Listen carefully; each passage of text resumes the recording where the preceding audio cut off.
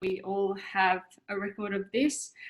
So I'm just going to go ahead and get started. Welcome everyone. This is our advisory board meeting for 2020. It looks a little bit, well, it's not looking that unusual for 2020, but it's looking unusual in relation to previous years. Of course, we'd all like to be together at the conference, but it's nice to see you all virtually anyway. I thought that what we might do today, I'll go ahead and welcome everyone who might be watching this later internationally, people who are in a different time zone and might not necessarily be able to attend now. I thought we'd get started by going around and introducing ourselves, just so everyone knows who we are and our roles on the advisory board.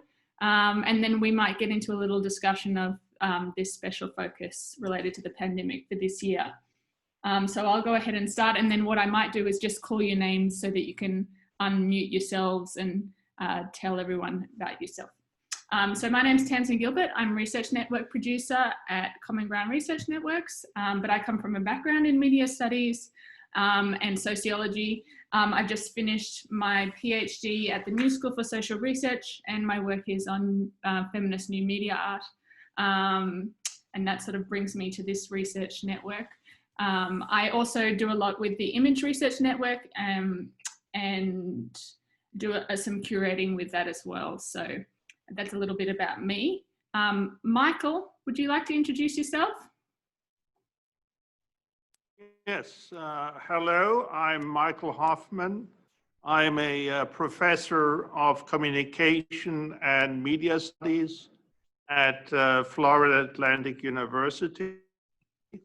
My research focuses on Habermas's original public sphere concept and its application as an analytical tool for the study of the relationship between media and democracy. Some delegates may know my work from two articles I published in the Journal of Communication and Media Studies. One is titled Deliberation in Dysfunctional Democracies, the Global Need for Critically Renewing Habermas's Public Sphere Concept, and the other deals with Habermas's public sphere versus Trump's Twitter sphere. I published a sympathetic critique of Habermas's concept in 2017, which came out as a paperback last year. And I'm now finishing a critical guide to structural transformation of the public sphere, which will be published with Roman and Littlefield. Thank you. Thanks, Michael. I'm just going in order here of people who logged on. So Christian, would you like to introduce yourself next? Hello, hi, I'm Christian Morgner. I'm joining from the UK, University of Leicester, which is about an hour north of London. I'm a lecturer in communication here at the university, and I have a particular interest in crisis communication. And my focus is on the meaning making during these breakdowns. And I use a lot of network analysis in my research, understanding how messages unfold, during such events. So, the current pandemic is really sort of, something that I study and follow very closely at the moment for this reason. Thank you. Bill, would you like to say a few words? Yes, my name is Bill Cope. I've been involved in this Common Ground venture for quite a long time. In relation to media, the work that I do is really around literacy in schools, in which media is quite an important issue. And I've been doing work around multi-literacies, multimodality, where new media then makes traditional literacies in schools pretty anachronistic. So what do we teach in school given the nature of media? I'm also interested in a theoretical sense about these multimodal communication spaces, which are now full of image and video and text. These media used to be separated in the era of when letterpress was different from lithography, and when, analog television was different from audio. They were kind of different from text, that is. So what happens with media convergence, and also I'm interested in the whole digital media space. So yeah, that's me. Thanks, Bill. Shujin, would you like to introduce yourself? Yes, hi. My name is Shujin Wang. I'm in Boston. I teach at Emerson. I'm a professor at Emerson. I'm also a research associate in the Fairbanks Center at Harvard, Fairbanks Center for Chinese Studies at Harvard. I teach classes on globalization, Asian cinema, media criticism and theory, and my background, my research focus is mostly around issues of globalization, but I wrote a book on piracy. So I'm looking at copyright and piracy, and the most recent paper, which I actually submitted to the conference, is actually on platforms, the platforms in China. So I look at platform developments in the context of technology, law, and the state. So, I submitted a question to this panel for this discussion to look at how the pandemic has affected the media ecosystem in terms of the digital media as opposed to traditional media, and how they have evolved in the last few months. Thank you. Thanks, Shujin. We'll delve into that question in just a few minutes after we finish going around. Kerrick, can you hear me? Would you like to introduce yourself? Hi there, I'm Kerrick Harvey. I'm an associate professor at George Washington University's School of Media and Public Affairs. I also dip in and out of directing the GW Film Studies program. My background, both before getting the PhD and kind of running parallel to it, has been in public television, community television, social media platforms, adaptations of traditional performance media to social media, finding both ways that work and ways that don't, identifying sort of the boundaries as well as the parameters of that endeavor. I do a lot of work in both England and Ireland when I can get to England and Ireland. Part of that is because I'm also a working playwright, and I work a lot on technology themes. Actually, what I really work in is magical realism in a historical context dealing with contemporary issues. And so the Irish theater audience is a wonderful place to do that. So I work in Ireland both in the creative aspect of my my research arc and in the actual research arc.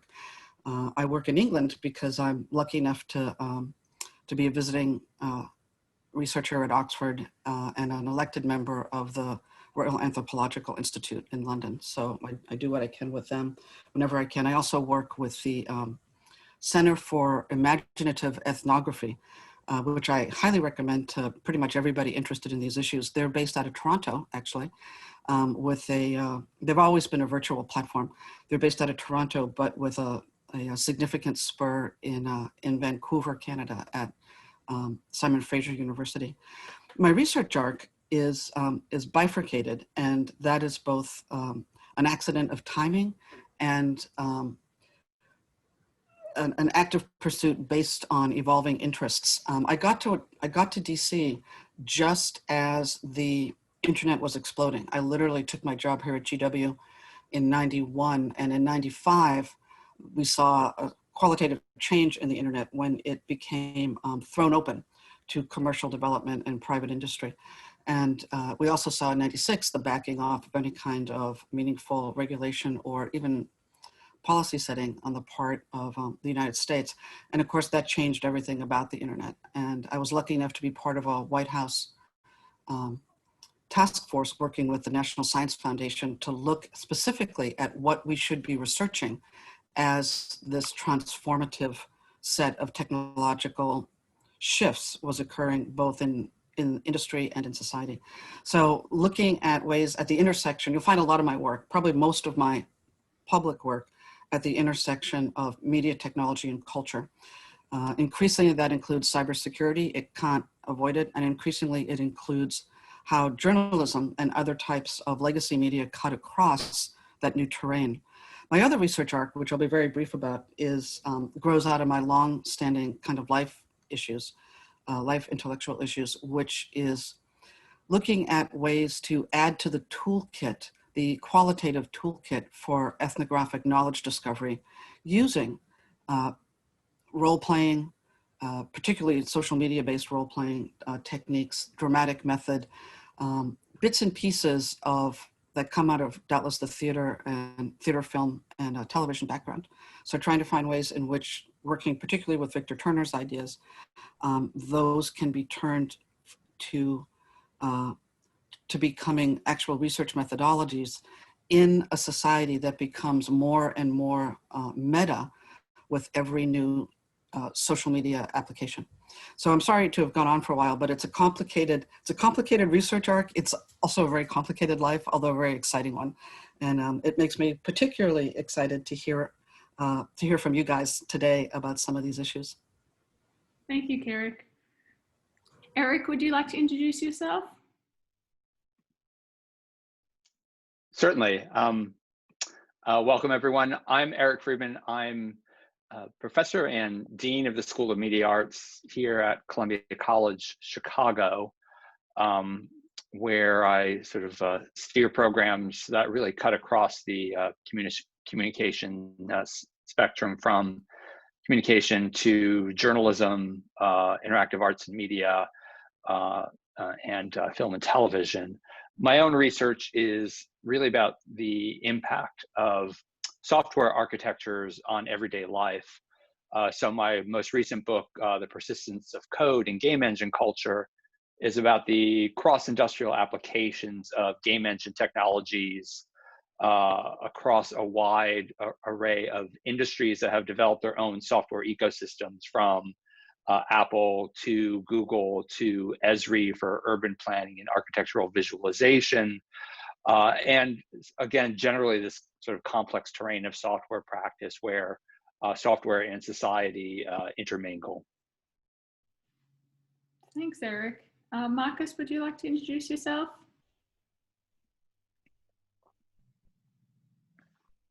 I think we've got you on mute. I'm sorry about that. I've been associated with the Technology, Knowledge and Society group since the first conference in Berkeley, which was quite a few years ago, and that was a good and eye-opening event in terms of meeting a need of a number of people who I think this network and related networks on Common Ground has brought together over a number of years. Especially, to be frank, I'm Australian, so I have a sort of slightly international perspective, as does I know Bill and Tamsin. What's especially notable about Common Ground and the publications it produces and the conferences it produces is its international orientation. And having been associated with a lot of publications and a lot of academic work for many years, and active in the research and consulting community, I think Common Ground has made a significant and continues to make a significant international and global contribution to push back against basically what we all represent, which in some ways and in different ways, the Americanization of technology. If you look at the conferences, if you look at where they're held, and if you look at the publications, you'll see how diverse the interests are. And I think that's a wonderful contribution that Common Ground makes. And I'm especially supportive of that view and of that approach. And I think that problematizing of the Americanization of technology is very important. I published Uprising the Internet's Unintended Consequences with Common Ground in 2011. And that was my book that sought to make some intervention into how we think about what the internet has done and what it is doing. And I think what I theorized there has pretty well fully realized with Donald Trump and the unregulated nature of his communication, which was the pitch of that book. And the hopefully the contribution. I teach at Boston College, and I teach in the communication department, and my research is in the critical tradition. I use institutional economics, Marxism, and whatever other critical tools are available to engage students and the public and wherever else and whomever else I can with the intellectual and academic and, if you like, moral and ethical tools to achieve a better outcome for our use of media and technology in society. I'll leave it there. Thanks, Marcus. So maybe what we might do is just start with Shujen's question that she mentioned before. Would you had written it to me, and I'm happy to read that out if you'd prefer me do it, or would you like to pose that question to start off with? Oh, I didn't mean to have the panel start by discussing my question, because I thought the thing was about miscommunication and pandemic. I just thought that because my background is not in communication per se, but I'm looking at platform, just I thought we could look at that as a side note. But I'd be happy to sort of introduce the question. Yeah, go ahead.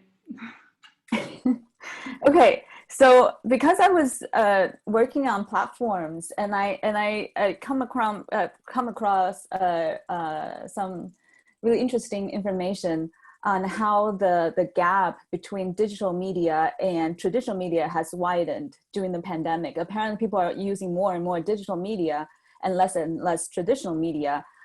In the US, the consumption of digital media has gone up 5%, and traditional media has dropped 2%.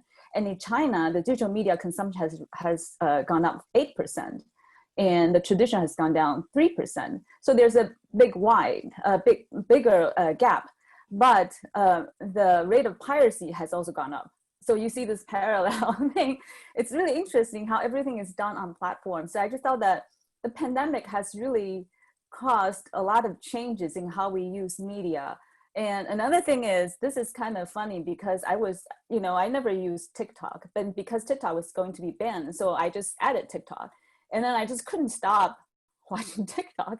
And then I started thinking about TikTok and distribution and how it has really changed how music is distributed, because people would just use the same song, doing different things, and that helped really the promotion of some musicians. So how does that, would that have a lasting effect on how music is distributed? So I was thinking about more like consumption, distribution of media during the pandemic. So that's how I started. I just thought that there are a lot of, also we're looking at the future of future possible topics of research. So some of these are just really fascinating for myself. I thought maybe I would write a paper on TikTok, so I would have excuse to watch TikTok nonstop. So that's how I came up with the question. It's certainly addictive. Would anyone like to jump in there? Yes, may I connect this to what Carrick said in the introduction. I also sent some prompt to Tamsin in which I raised the point. You've been talking about the technology, digital versus the legacy media, broadcasting, cable, and print media. And Carrick already made a reference to arriving at DC when it became clear that the internet would dramatically change everything. And the key question then is, as Marcus said, who owns it? Who organizes it? And what I think the pandemic has indicated, at least, that if you compare internationally public broadcast media and commercial broadcast media, there is a real difference in credibility and believability, especially in crisis situations. Speaking about the United States, I think the last time that the United States had a trusted broadcaster on commercial television was Walter Cronkite. Now it's just open warfare. Public television in the States, as you know, is too weak. I mean, Judy Woodruff on the PBS NewsHour also is sort of mandated to have one Republican and one Democrat who essentially cancel each other out. So saying this about the United States, but then the almost paradox I notice if you compare, maybe Christian can refer to that, the UK and Germany. The UK has the BBC, the role model for all public broadcasters. However, in this crisis, seemingly, while the audience, I understand, turns to the BBC, you have a prime minister who essentially contradicts things. And as I can see it, the only alignment was in Germany, where you still have strong public broadcasters, and you had a chancellor who instilled trust and credibility in the public to manage this crisis. So maybe your thoughts on that. Thank you. Thanks, Michael. Christian, oh, Kerrick, go ahead. Oh, sorry, we can't hear you. I'll have to unmute. Sorry, you. let me defer to Christian first. Oh, no, I just thought because Michael had referenced him. You go ahead. Yeah. So no, that would be a natural follow-on. So I'll wait. I was just going to say, Christian, could you give us a bit of a perspective from over there? Sure. So I suppose sort of, the Michael's account is very spot on. That what you see is that there is a strong division. Yeah. So what you notice is that it's when you look at the current media coverage of the pandemic, is very much a debate, black and white. So there are those that support the current prime minister and his agenda, right? And this is a debate that takes place mostly in the tabloids. And then you have the labor debate, or the more intellectual debate that takes place more on the BBC or more in other newspapers. And there is no real discussion between the two. Yeah, so it's very much, you look at different extremes. You look at, conspiracies between the two. You look at the blaming culture that has emerged as the outcome of this. So although, it seems the pandemic is this unifying event, is something that has a very overarching quality, it really actually divides the UK into different social groupings, right? So I think if you again, so looking at this more from a media perspective, we talked a bit about traditional and digital media. What I find quite striking is that what the pandemic in a way has reinforced is these divides in the mediascape, digital divides, digital inequalities. Suddenly those who are better off, who have a better socioeconomic status, they can access the internet. They can continue to work from home. They can continue to educate their children, right? And then you see those who don't have the means, who are not connected to the internet, who don't have like a fast broadband communication, they are unable to have proper education for their children, follow in the way the trends, right? They're not really informed. So you see that it's maybe 20 or 30 years ago, I'm thinking about Day and Cats of the media events. Media events had this very unifying quality. It would bring people together. But what we see now, it's bringing up all these divisions in society, and very extreme divisions. I think this is something what I find very interesting at the moment. Okay. Mike, I hope that's... Okay. So can I follow on to that then? if it's okay. Can you guys hear? Okay, Gary, I'll go after Marcus, you. did you want to say something, Marcus? I wanted to. Yes, I wanted to comment on something that Michael said, and I don't want to move too far off that track, but about public service broadcasting, or the BBC model. We are at, and Christian may know this better because he's in the UK, but we are at a particular moment. For those of us like, Tams and Bill and I, who were married. God, what am I saying? Who were raised in Australia? We grew up, and I think it's fair to say, deeply influenced by the Australian Broadcasting Corporation, the public sector or public broadcaster, both television and radio, with a similar commitment to the Reithian model of the BBC, right? To represent the full interests of everybody in that UK democracy, and then that was variously exported to every Commonwealth country. Many of the countries I've been to that are former Commonwealth countries, they have a BC, right? The Jamaica Broadcasting Corporation, the Ghanaian Broadcasting, the Zimbabwe, and so on. Wonderful model. There's an article in the London Review of Books last week that talks about the current UK government's interest, almost a commitment to defund the BBC, to do away with the licence, which I didn't know is £129 a year, which will end the BBC. And guess what? Here's an Australian connection again. It will give it to a new service that Rupert Murdoch is planning on launching. Michael, this is huge, right? So and I teach this stuff too. I talk about how sad it is, if you like, I sometimes use stronger words than that, but how sad it is that in the United States we don't have public broadcasting.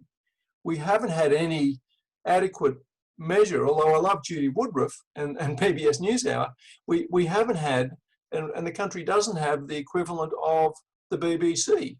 And it's a great cancer within the mediascape of the United States. And I'll stop there because, as I said, I don't want to get distracted, but I wanted to people to, and I think you can find it online, that last week's issue. I'll try and find it and send the link around. I'll send it to you, Tamsin, Yep. Of that article from the London Review of Books. I was really shocked that this was actually happening. And the end of the BBC will really play into the hands, as the article argues, play into the hands of the Brexit lunatics. Tamsin, can I just quickly add something to what Marcus has said? Is that all right? Okay, but Carrick, Christian, can we just let Carrick talk? Oh, sure. Of course. Sorry about that. yeah, thank you. I appreciate that. This is such incredible information and such a rich and a wise array of comments. Let me try to condense what I want to say into as short a time as I can. The first thing I want to say is this: what all of these comments have in common from where I sit is what Marcus started out his. Oh, I think we've. System. Sorry. I thought we lost you for a second. Did you lose me? Oh, okay. The United States is, and several of you have pointed out the fatally impoverishing potential of losing the BBC as a kind of mainstream, trustable baseline referent in this increasingly fractious scrum in which facts and truths are both debated and challenged and compromised in previously unthinkable ways that then only feed the lethal in terms of having any kind of educated self-governance, public involved in self-governance, when it comes to reporting on issues of global urgency like the pandemic. But we will see many more coming soon. Brexit, I would put in there too. But so what I want to say is, that's kind of a long way around because I'm thinking it through while I'm talking. I'm trying to do it at a gallop. But what I really want to say is I think there's two things at the heart of all of the comments that have been made so far. And all of the comments have either referenced them outright or skirted around them or referenced them tangentially. And those two things are this: the minute you turn over to private industry activities that link publics as well as create publics, you're in trouble.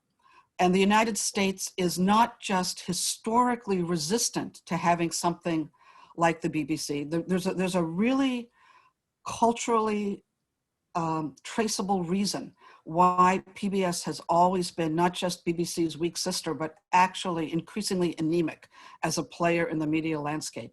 And that goes back to, so I come at all this from the point of view of media anthropology.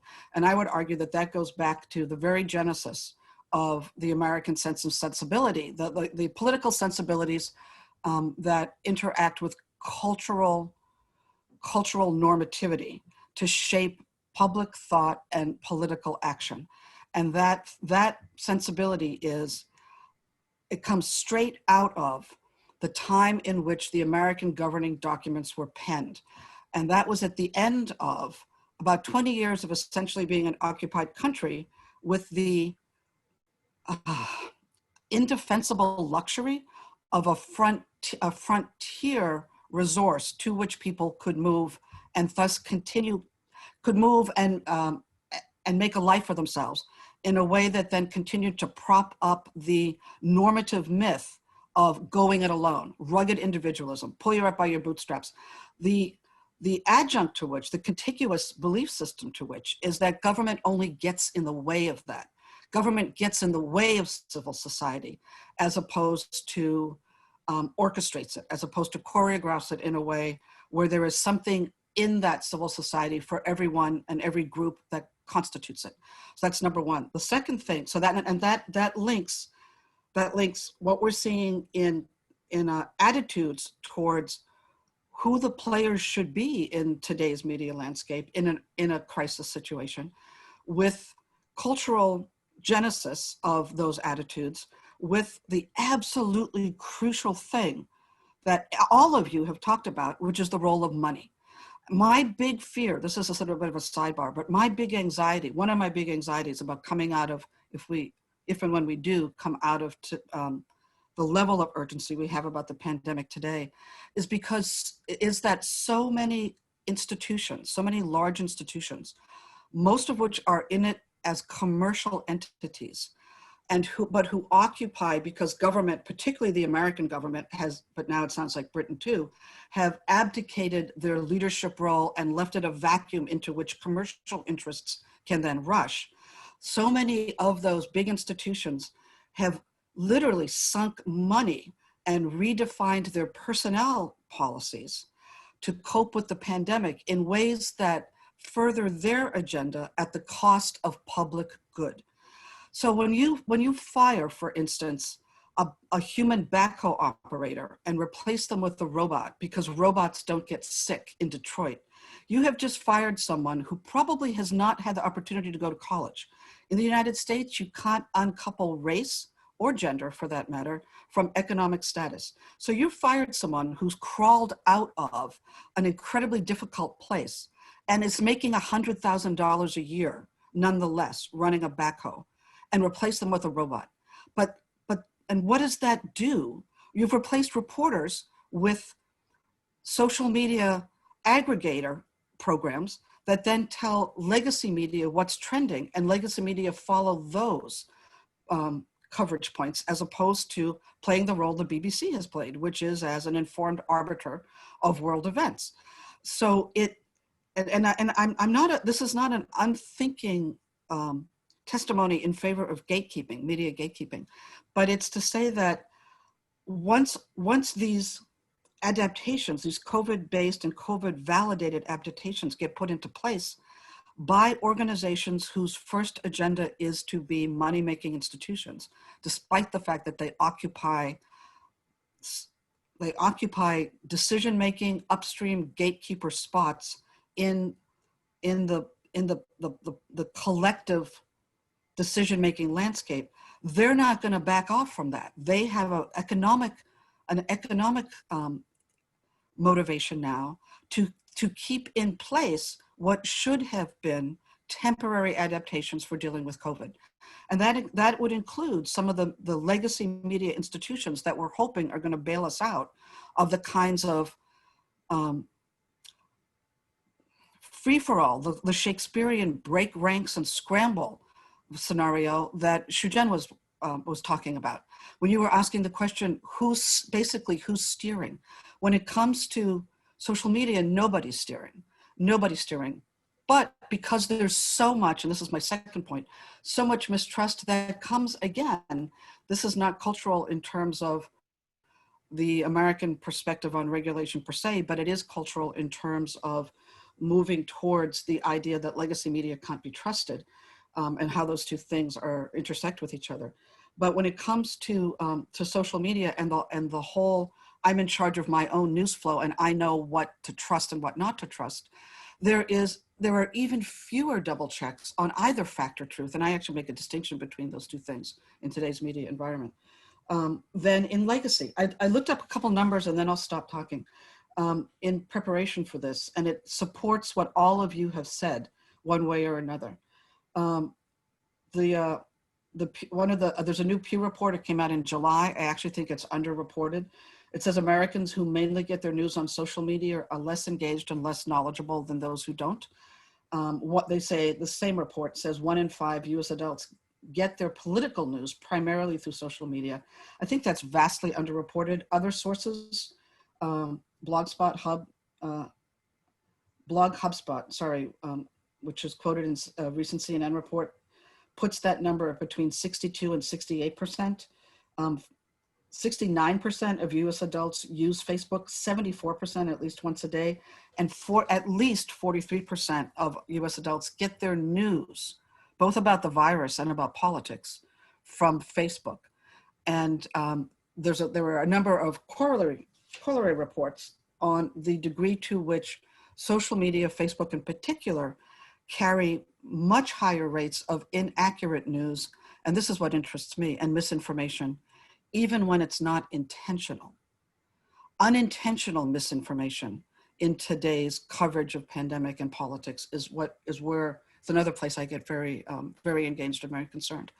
And so people are, because of cultural issues and historical momentum, more and more people, and this is particularly a problem in the United States, are trusting the very information outlets that are the least trustworthy in terms of demonstrable accuracy, as well as a clear agenda to serve the public before it serves a commercial interest.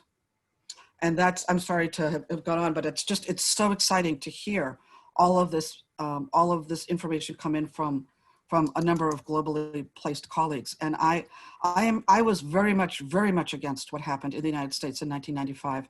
I got pulled over to, I had a colleague I did a couple books with it from the University of Toulouse. He pulled another colleague of mine over to Europe over to Monaco, when the EU was setting up its apparatus for telecommunications regulation. They were calling themselves the United States of Europe at that point. My whole gig there was do it differently. Don't confuse the ability to know the technology with the motivation to use it for public good. We've never seen that demonstrated aptly, with the exception of Samuel Morse, who, after he got the patent for the telegraph, went to Congress and said, this is going to be such a game changer. He didn't use that word, such a game changer in American cultural life and through that global experience, that it really shouldn't belong in private industry. I would like to turn it over to Congress.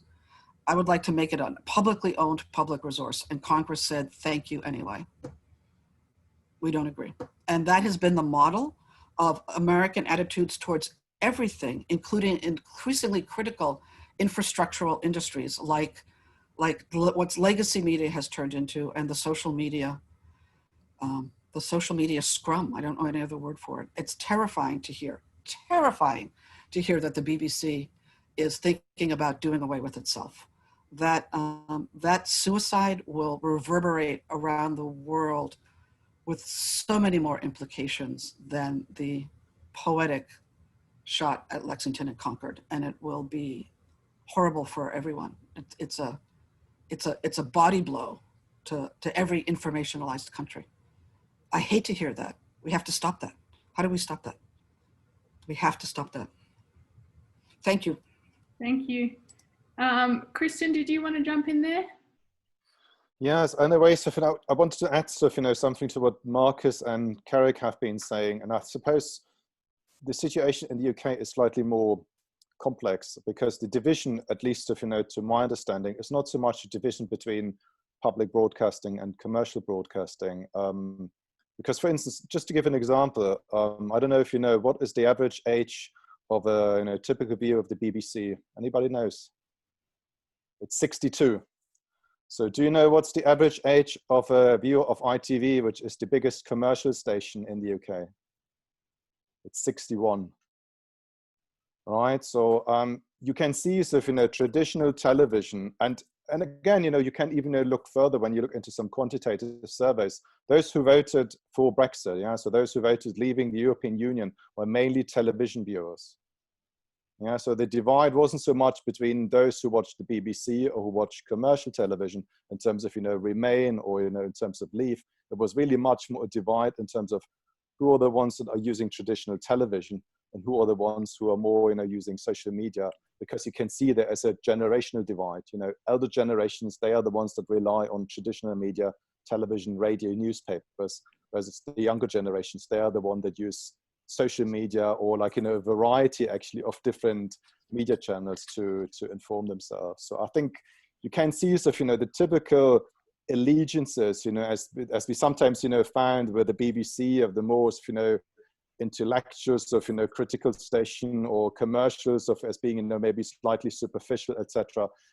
This is all very much blurred, and different public spheres, etc. have emerged that are not really anymore being constrained into these traditional narratives. I think that was something I wanted to add to what Marcus and Carrick have been saying. Thank you. Thanks, Christian. Oh, sorry. May I jump in there? Can I just add one thing, Michael? Sure. So what I'd like to just do quickly is sort of link back to Shujen's point as well about this consumption of the media and how we get addicted to this sort of waves of things like TikTok and how obsessive it becomes. And one thing in relation to digital media that I would like to point out is, yes, there is a lot of division there, and I see your points in relation to that in the pandemic. But then in terms of, I don't know what you would call it, pure entertainment, maybe you would call it, TikTok, which sort of has a political element in that, we know that it's owned by a Chinese company, and that is you can sit there and watch it for hours just for an entertainment value, right? And so then we see these waves during the pandemic where people are sort of becoming inclusive and together instead of divisive, based around this entertainment. I don't know if any of you watched this on Netflix. So there was a show in March that came out called Tiger King. That was like, there was people obsessing over it, and it was like, and Animal Crossing is the game of the pandemic. Everyone bought Animal Crossing for Nintendo in March. So these are these like waves of entertainment type things that are bringing people together, sort of like contradictory to this divisiveness of digital media and digital culture. Sorry, I'll just add that little point in, and then I'll go over to you, Michael. And then maybe we can, after Michael, we can hear from Eric. Thank you. Can you hear me? Yep. Okay. What Christian said, I think, is extremely important, namely to point out that, yes, the average age of the viewer of the BBC is 62, ITV is 61. But like Marcus said, growing up with the Australian broadcasting system in Australia, in the UK, British citizens grew up with both systems. Think of ITV and Coronation Street, the soap opera. So yes, it is a generational thing. But the point I think Marcus, Carrick, and I have been making, the juxtaposition of commercial and public, is especially crucial for social media, because there never ever was a public social media system. By definition, social media is the market. Zuckerberg calls it the technology platform and washes his hands of the influence of 2016. It was always just a market. He can sell 87 million users their data because it's a market. It is like trying to use your First Amendment rights in a shopping mall. You can be thrown out because it's private. It never was public. So the crucial issue is, and I would connect this to what Christian said, yes, it is both generational and both the dichotomy between public and commercial. Sadly, almost tragically, the generation growing up with social media does not have a public medium for the public good. It is the juxtaposition, and those are the criteria which I think are still valid from Habermas, the separation of public and market, and even more so between the consumer and the citizen. There are no citizens on social media. There are TikTok consumers, but no citizens.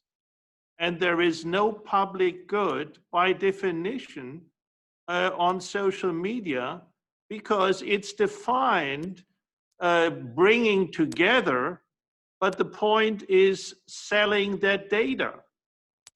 It was not Trump who first insulted people, veterans, by calling them suckers. It was Zuckerberg who, when he started out, all those suckers who are giving us their data which we can sell.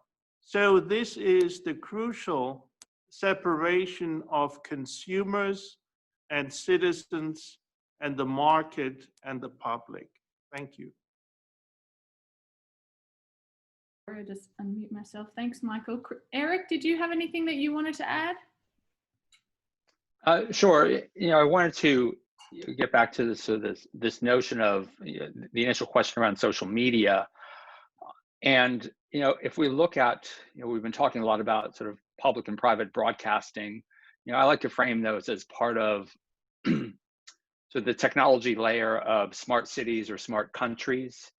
We think of smart city solutions as sort of more contemporary forms of embedded information architectures in our cities.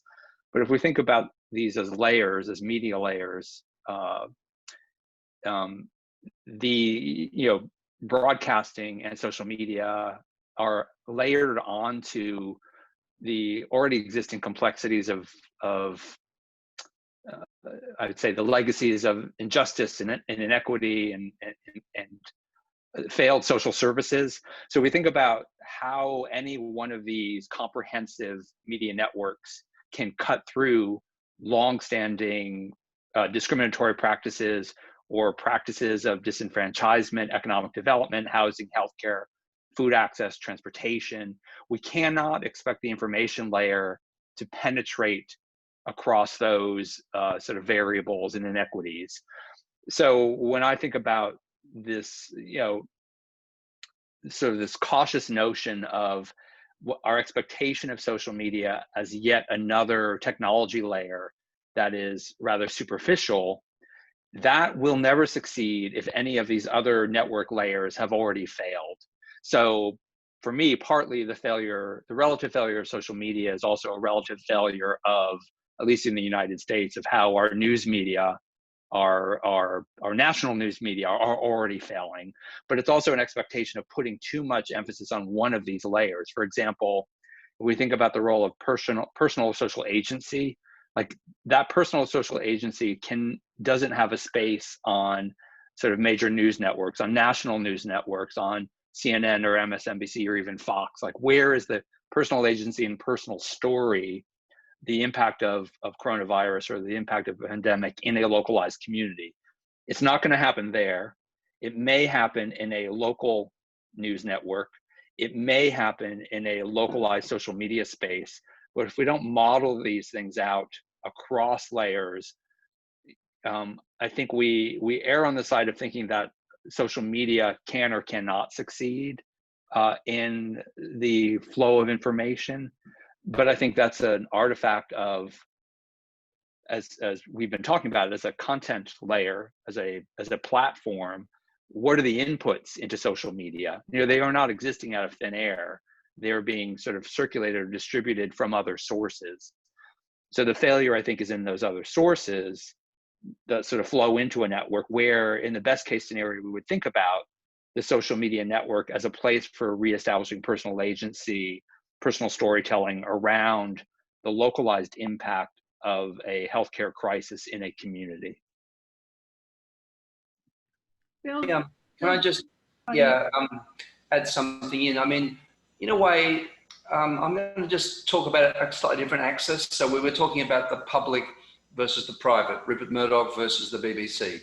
But in a sense, there's another dimension of change as well, which is what Murdoch did and does, and what the BBC and the ABC do and is classical broadcasting, which are these singular filtered voices. So, you know, a bit of, you know, there's the journalistic balance, a set of professional obligations to be, to fact check. And there's a whole lot of kind of ethical things, which, you know, even Fox News tries to say that it's fair and balanced. And, you know, they put these pseudo other side of the argument in. So these are kind of classical mass media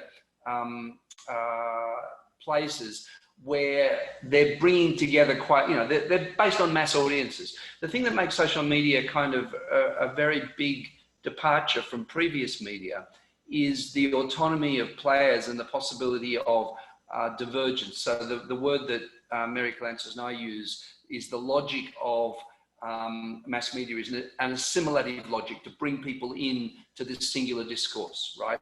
Which is heavily curated by experts, if you like. Whereas what social media does, it gives a zillion people their voices, and what they tend to do is diverge. So the media logic is divergence, and they end up in their own kind of bubbles, if you like. So, no, you know, hence the crazy right-wing stuff that happens in social media now, which was never possible in those traditional media spaces because they were moderated. You know, even slightly to the left or slightly to the right, they were nevertheless moderated. So one of the questions is this perennial question of media and social fragmentation and ending up in places where you believe the fake news, so to speak. You know, the QAnon thing is a classic phenomenon where people are believing a whole pile of rubbish because they've gone off on these unmoderated, unthought of tangents. Likewise, there are left-wing versions of that as well. I'm talking about the left and the right, which are these spaces which are off on their own self-reinforcing tangents without those other processes. So in a way, it's not just a right-left issue, because there was always a moderate right and a moderate left in the old media, but now you have these extremes and smaller fragments. So the whole question's about, you know, this is a fundamentally different social dynamic that these media create. So, you know, I think we need to think about that as well. That's just a comment. Thanks, Bill. Does anyone else want to jump in with any other comments? Marcus? Yeah, I think it's important. Thank you, Tamsin. I think it's important to reinforce the remarkable layering and the many layers of the media and communication environment in which we are embedded. And we're each inscribed and can re-inscribe ourselves and rewrite ourselves in many different ways. And I think that, you know, a few years ago we were suggesting that the traditional media would disappear. It hasn't disappeared. And in fact, I thank Christian for his observation on the demographics of media consumption in the United Kingdom, because the fact of the matter is that the most influential media in the United States is undoubtedly Fox News, which is a traditional television news media, which Bill referenced. And the most people in the country now watch Fox News as a source for their political decision making.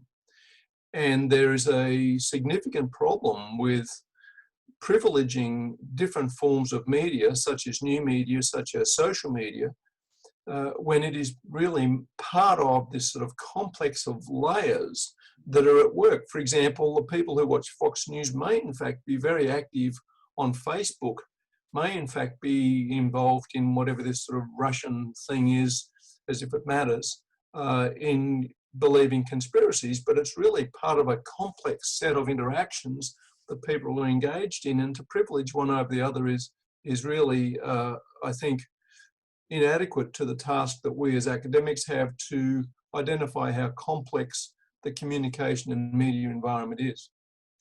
So recognizing to get back to the little theme here, to recognize the infrastructure that is a complex ecosystem of many different interactions, which I think was where you were going, Eric, in your point. And I wanted to reinforce the importance of that, and also to point out that part of this problem, if you like, of privileging certain kind of moralistic concerns that become then a kind of moral panic is in this new media, in this new film called The Social Dilemma, which is a new film on Netflix.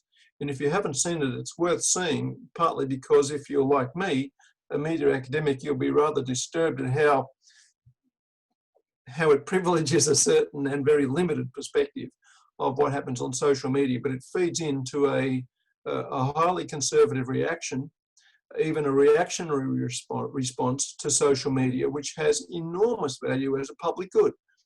For example, the fact is that the largest number of users of Twitter are Black, and that the emergence of Black Lives Matter has been deeply connected to the utility of Twitter for helping African American people organize their outrage at the behavior of law enforcement and of racism in the United States in the last few years. But if you were to watch that documentary, you would think that you wouldn't even know that happened because there's no mention of Black people. I think there's one Black person in the film, and there's no mention of Black Lives Matter or social movements. It's all this moral panic about social media and whatever else it is. And there's all sorts of terrible, troubling ethical questions about that film. For example, that most of the people in it have made their money and are still making their money in social media and in Silicon Valley, and then choose to sort of come out with this sort of mea culpas of distress about what happens with just one aspect of social media.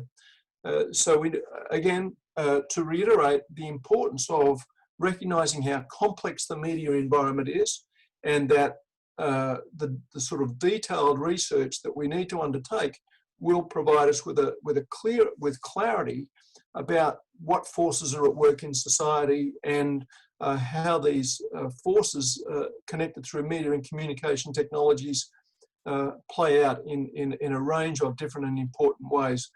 And we need to be fully aware of these kinds of questions and the imprecision of a lot of our critical work and just a lot of our research. I'll leave it there. Thanks, Marcus. We're actually coming to I don't know where the time's gone, but we're coming to the end of our time here. I just wondered if anyone wanted to add some final comments before we part ways. Michael? Yes. Since obviously Mario couldn't join us. Yeah, I have a feeling he had a time change confusion. Yes, I'd like to at least quote him with a statement which I found very inspirational and in a sense sums up our discussion, which I found very exciting. Namely, Mario, when he stated as the editor of the Journal of Communication and Media Studies, what is the vision, namely to be a disruptive influence on the established hierarchies of power and control in society, and also to make a positive intervention in a world that is increasingly concerned with mindless celebrity i.e. our president. Last point in response to Marcus, it's excellent that you brought up the power of the social media to organize Black Lives Matter. On the other hand, without the Twitter sphere, without Trump and Twitter in 2016 as a promotional tool for the cable discussions, which were crucial to make him president, and all this, of course, wrapped up in what Mario calls the mindless celebrity consumerism and self-interest. Thank you. Carrick? Can I just say very quickly that I really took to heart the comments about the layering, the informational layering that happens in contemporary society, particularly in urban informationalized settings. And also the good to which social media can be put. What I do want to sort of make note of as we think about ways and places to continue researching these phenomena, particularly in crisis contexts like the pandemic right now and the approaching American presidential election, is that I find it extraordinarily useful, although often alarming, to use sort of two tracer mechanisms in trying to parse through some of those layered complexities that that Eric talked about. One is to look at not just what kinds of communicative tools are being used, but ask myself what has become more important in the context of their use. The tool itself, what gets most celebrated, the tool itself or what it does. Malcolm Gladwell, when he in his Watershed essay on why the revolution will not be tweeted, made reference to the notion that activists used to be known for their causes, now they're known for their tools. We talk about a Twitter revolution or Facebook warriors, and when we fall into moving the public interest spotlight onto the tool as opposed to what it does, which then lets us look closely at whether it's achieving those goals and at what cost in to other populations and in what areas of the social fabric. If we lose sight of overemphasizing the tool over the task, I think we're starting to lose our way. There's a danger that we'll be losing our way in terms of overall clarity in understanding the kinds of layering effects that that Eric introduced to the conversation, and that so many people have commented on, interestingly, since then. The second thing to bear in mind is are the cultural influences, some of which are deep-seated and some of which are more contemporary, on shaping both local and global attitudes towards communications per se and media use per se. It is, for instance, talking about, I'm listening to people talk about Fox News as a traditional, although conservative, type of legacy media. I would also recommend a wonderful film for people to see, which I have checked out actually, in terms of its factuality, and that is a film that came out a year or two ago called Vice, and it is essentially a biography of Fox News, which never had as its intention to be a news organization in the first place. It always had a political agenda from the get-go, and it may have some news gathering aspects to it now, but it comes from a different place than the other traditional legacy news organizations. As does, and Michael just pointed this out, as if news organizations that we're using as points of reference from which things have changed come from different biographies, social media applications moving forward in the political sphere have different destinies attached to them. And absolutely, things like Twitter can be used for social justice and social change movements. But it's also really important to emphasize, to bear in mind, as that second tracer element is always getting the numbers, preferably from ideologically conflicting places, on how and where social media is being used for political activism and cultural change. In the first year that Barack Obama was president, the number of hate sites on the internet, racially motivated hate sites on the internet, increased by 800%. 800%. And the notion that there is an equal and opposite set of extreme mini populations on the conservative and the liberal side is tempting and is possibly accurate in fits and starts, but actually not supported by ongoing tracking, ongoing media use and political consciousness tracking organizations, but is very much a creation of the very set of tools that create it in the first place, which is that social media actually try to have it both ways. On the one hand, it's absolutely a great place, as several of you pointed out, I would agree, for the individual to start to have some legacy, some buy-in, some point of entree into the local version of global issues. The problem, though, is that at the same time that it's sort of hyper-local and has always been, had both the potential and the press, sometimes the hype of being a platform for the individual, the point of it, the measure of success for these individualized voices is whether or not the effect of speaking actually approaches a mass media impact. In other words, it's not just, do I get to dial into the conversation as an individual on Twitter when I couldn't do it on CNN, but it's then, okay, have I gone viral? How many people have, how many followers do I have? How many people treat me as if I were a legacy media organization in my own right? And that happens without the admittedly completely imperfect, but nonetheless fail-safe mechanisms of fact-checking, of multiple sourcing, of primary sources, which let us down regularly, but at least are there as a point of interior reference for news industries. So, so that's a very qualified closing statement, but I feel like we're in, as so many people have said so accurately, an incredibly complicated media landscape, which means that anything we know at the moment is conditional knowledge. So setting goals is almost as important, if not more important, as making conclusions, from the anthropological perspective, at least. Thanks, Tamsin.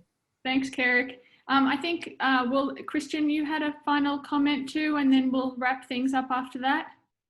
Okay, it's just a brief observation. You know, we talked a lot about diversity and the importance of different voices, inclusivity, so if you know these issues in the current mediascape, and maybe there's also something to take away for us as the advisory board, because when I look at the diversity of the advisory board, I think there is room for improvement. So maybe sort of, you know, Grumman Count Publishing could make another push to, you know, help to diversify the advisory board, you know, like based on our discussion to, you know, bring in, you know, more voices from different backgrounds. I agree, Christian, and that's something that also crossed my mind during this conversation, and it's been a very interesting conversation. I've enjoyed hearing each of your different perspectives. We do have some questions in the question and answer box. What I'm going to do is I'm going to post this video on CG Scholar Community, our community page, and then hopefully we can sort of continue this discussion underneath. But I do thank you all for all of your time. It's great to virtually see you, and I'm hoping we can all see each other in person sometime soon. And until then, let's stay in touch. Thank you to everyone who attended as well. We appreciate it. Have a nice day, everyone. Thank you so much for doing this. Thank you. Bye. Thank you.